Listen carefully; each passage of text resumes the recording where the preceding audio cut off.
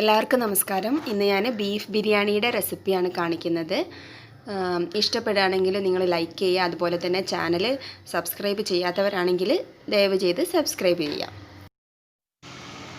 അപ്പോൾ ഇതിന് വേണ്ടിയിട്ട് ഒരു 1.25 കിലോ ബീഫ് ഞാൻ എടുത്തിട്ടുണ്ട്. അത് നല്ലപോലെ കഴുകി വൃത്തിയാക്കി നല്ല വലിയ പീസാക്കി മുറിക്കുക. ഇനി ഇതൊന്ന് കുക്കറിൽ നമുക്ക് വേവിച്ചെടുക്കണം ആദ്യം. അപ്പോൾ അതിന് വേണ്ടിയിട്ട് കുറച്ച് മസാലകളൊക്കെ ചേർത്ത് വേണം വേവിക്കാൻ, എന്നാലേ ടേസ്റ്റ് ഉണ്ടാവുള്ളൂ. ഇപ്പോൾ കണ്ടില്ലേ, ഒരു 1.5 ടീസ്പൂണോളം ഇഞ്ചി ചതച്ചതും 1.5 ടീസ്പൂണോളം വെളുത്തുള്ളി ചതച്ചതും ഒരു ടീസ്പൂൺ മഞ്ഞൾപ്പൊടി, ഒരു 1.5 ടീസ്പൂൺ മുളക് പൊടി, 1.5 ടീസ്പൂൺ മല്ലിപ്പൊടി, അതുപോലെ തന്നെ ഒരു 1/2 ടീസ്പൂണോളം പെരിഞ്ജീരകത്തിൻ്റെ പൊടിയും ചേർത്ത് കൊടുക്കുക. ആവശ്യത്തിനുള്ള ഉപ്പും ചേർക്കുക.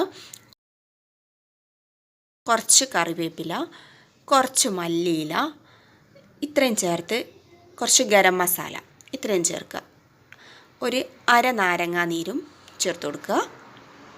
ഇത് നല്ലപോലെ ഒന്ന് കുഴച്ച് എല്ലാ ഭാഗത്തും എത്തുന്ന രീതിയിലൊന്ന് യോജിപ്പിച്ചെടുക്കുക. മസാല നല്ലപോലെ വന്നാൽ ബീഫ് കഴിക്കാൻ നല്ല ടേസ്റ്റ് ആയിരിക്കും.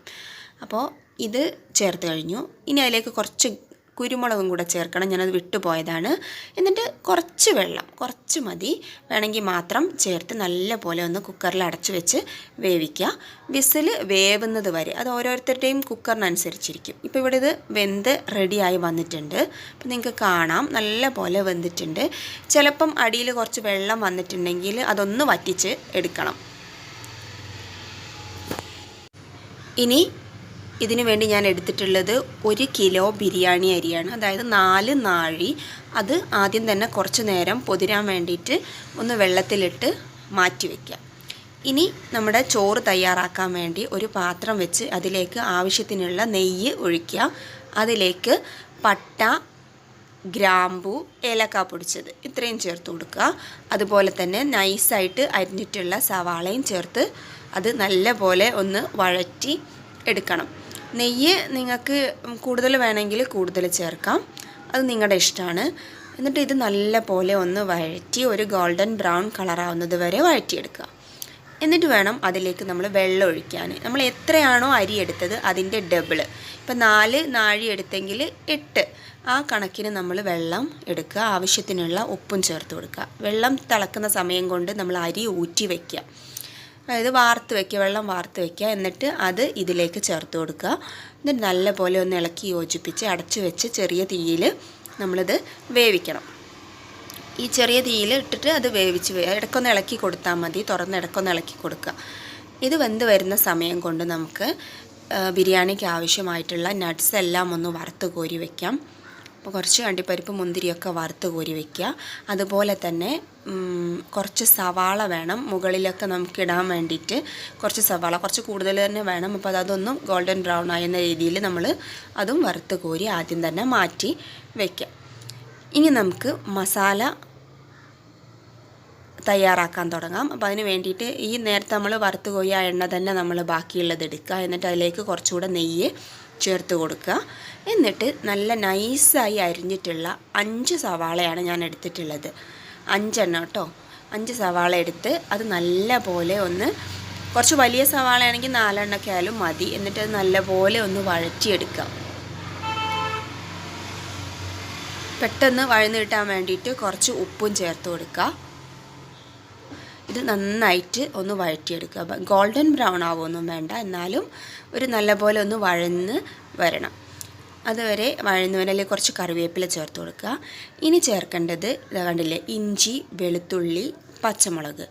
അതിൽ ഇഞ്ചി ഏകദേശം ഒരു 2.5 ടേബിൾ സ്പൂണോളം ഇഞ്ചി ചതച്ചതും, വെളുത്തുള്ളി ഒരു 2 കൂട് വെളുത്തുള്ളി, അതുപോലെ ഒരു 10-12 പച്ചമുളക് അതും ചേർത്ത് നല്ലപോലെ അതിൻ്റെ പച്ചമണമൊക്കെ മാറുന്നത് വരെ ഒന്ന് വഴറ്റിയെടുക്കുക.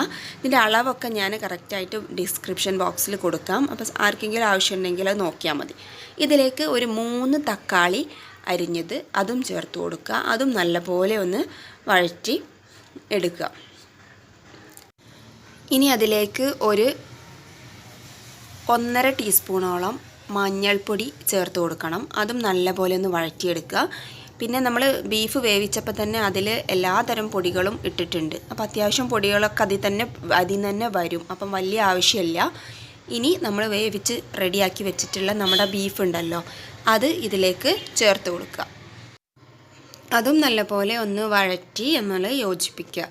ഇനിയിപ്പോൾ നമുക്കിതിലേക്ക് ചേർക്കേണ്ടത് തൈരാണ്. ഒരു 1/4 കപ്പ് തൈര് ആദ്യം ചേർത്ത് കൊടുക്കുക. എന്നിട്ട് നല്ലപോലെ ഒന്ന് ഇളക്കി യോജിപ്പിച്ചെടുക്കുക. അതേപോലെ തന്നെ ഇനി ചേർക്കേണ്ട ഒരു കാര്യമാണ് നാരങ്ങാനീര്. ഒരു വലിയ നാരങ്ങയുടെ നീര് ഞാൻ ഫുള്ളും ചേർത്തിട്ടുണ്ട്. അപ്പോൾ ഇതൊക്കെ ചേർത്ത് നമ്മൾ നോക്കുക, ടേസ്റ്റ് നോക്കുക. അപ്പോൾ നമുക്ക് പുളി കുറവുണ്ടെന്ന് തോന്നിയാൽ നമുക്ക് വീണ്ടും കുറച്ചുകൂടെ തൈരോ നാരങ്ങാ നീരൊക്കെ ചേർക്കാമല്ല. കറക്റ്റ് ഇത്ര തന്നെയെന്നൊന്നുമില്ല. നമ്മൾ ടേസ്റ്റ് ചെയ്ത് നോക്കുക. നമുക്ക് കുറവുണ്ടെന്ന് തോന്നിയാൽ വീണ്ടും ചേർക്കാവുന്നതേ ഉള്ളൂ. അപ്പോൾ ഇതും നല്ലപോലെ ഒന്ന് യോജിപ്പിച്ചു. ഇനി ചേർക്കേണ്ടത് ഒരു പിടി മല്ലിയില പുതിനയിലയും കൂടെ ചേർത്ത് കൊടുക്കുക. അത് നല്ലപോലെ ഒന്ന് വഴറ്റിയെടുക്കുക. ഇനി ചേർക്കേണ്ടതാണ് ഗരം മസാല. അത് നിങ്ങൾക്ക് എത്രയാണ് ഫ്ലേവർ വേണ്ടത് അതിനനുസരിച്ച് കുറച്ച് കൂടി തന്നെ വേണ്ടി വരും, ബിരിയാണി അല്ലേ. അപ്പോൾ അതും ചേർത്ത് കൊടുക്കുക. ഗരം മസാലയും നല്ലപോലെ ഒന്ന് ചേർത്ത് നല്ലപോലെ വഴറ്റിയെടുക്കുക. അപ്പോൾ ഈ സമയത്ത് നമ്മൾ ഉപ്പ് നോക്കണം. കാരണം നമ്മൾ ഉപ്പ് പല സ്ഥലങ്ങളിലായിട്ട് ചേർത്തിട്ടുണ്ട്, എന്നാലും ഒന്ന് നോക്കുക. കുറവുണ്ടെന്ന് തോന്നുകയാണെങ്കിൽ കുറച്ച് ചേർത്ത് കൊടുക്കുക. എന്നിട്ട് നല്ലപോലെ ഒന്ന് ഇളക്കി യോജിപ്പിക്കുക. ഇനി നമ്മൾ ഗോൾഡൻ ബ്രൗൺ ആക്കി വെച്ചിട്ടുള്ള സവാളയില്ലേ, അതിൽ നിന്ന് കുറച്ച് ഇതിലേക്ക് ചേർത്ത് കൊടുക്കുക. കുറച്ച് മതി. അതുപോലെ തന്നെ കുറച്ച് നെയ്യ്, ലാസ്റ്റായിട്ട് കുറച്ച് നെയ്യും കൂടെ ചേർത്ത് കൊടുക്കുക. എന്നിട്ട് നല്ലപോലെ യോജിപ്പിച്ച് ഒന്ന് അടച്ച് വെച്ച് വേവിക്കണം. കാരണം ഈ ബീഫിൻ്റെ ടേസ്റ്റും മസാലയുടെ ടേസ്റ്റും എല്ലാം കൂടെ ഒന്ന് യോജിച്ച് വരാൻ വേണ്ടിയിട്ടാണ് അടച്ച് വെച്ചിട്ട് കുറച്ച് സമയം വേവിച്ചെടുക്കണം. ഈ സമയം കൊണ്ട് നമ്മുടെ ചോറ് നമ്മൾ നേരത്തെ വെച്ചിട്ടുണ്ടല്ലോ അത് റെഡിയായി കഴിഞ്ഞിട്ടുണ്ട്. കണ്ടല്ലോ, ചോറ് നല്ല റെഡിയായിട്ട് ഇവിടെ വന്നിട്ടുണ്ട്. ഇനി നമ്മുടെ മസാലക്കൂട്ടൊന്ന് റെഡി ആവേണ്ട സമയം ആവശ്യമുള്ളൂ. എന്നിട്ട് നമുക്ക് ദമ്മിടാം. ഇപ്പോൾ രണ്ടും റെഡിയായി കഴിഞ്ഞു, മസാലയും റെഡിയായി കഴിഞ്ഞു, ചോറും റെഡിയായി കഴിഞ്ഞു.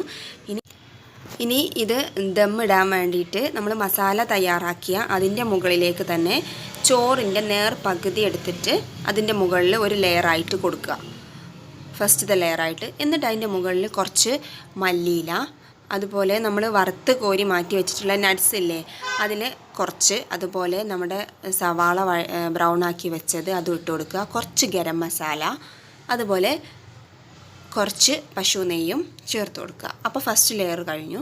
ഇനി ബാക്കിയുള്ള ചോറ് മുഴുവനായിട്ട് അതിൻ്റെ മുകളിലിട്ട് കൊടുക്കുക. നേരത്തെ ചെയ്ത പോലെ തന്നെ കുറച്ച് മല്ലിയില മുകളിലിട്ട് കൊടുക്കുക. അതുപോലെ അണ്ടിപ്പരിപ്പ് മുന്തിരി, അതുപോലെ നമ്മുടെ ബ്രൗൺ ആക്കി വെച്ചിട്ടുള്ള സവാള അതും ഇട്ട് കൊടുക്കുക. അത് കഴിഞ്ഞിട്ട് കുറച്ച് നെയ്യ് ചേർത്ത് കൊടുക്കുക. പിന്നെ കുറച്ച് ഗരം മസാലയും. ഇത്രയായിട്ടുണ്ട്. ഇനി നമുക്കിത് ദമ്മിടണം. അപ്പോൾ അതിന് വേണ്ടിയിട്ട് ഞാനൊരു പഴയ പാൻ അവിടെ ചൂടാകാൻ വേണ്ടി വെച്ചിട്ടുണ്ട്. നല്ല ചൂടാക്കി വെക്കുക. എന്നിട്ട് കണ്ടില്ലേ, ഇത് ജസ്റ്റ് ഇങ്ങനെ ഒരു സ്പേസ് ഇട്ട് കൊടുത്താൽ ആവി ശരിക്കും മുകളിലേക്കൊക്കെ നല്ലപോലെ വരാൻ സഹായിക്കും.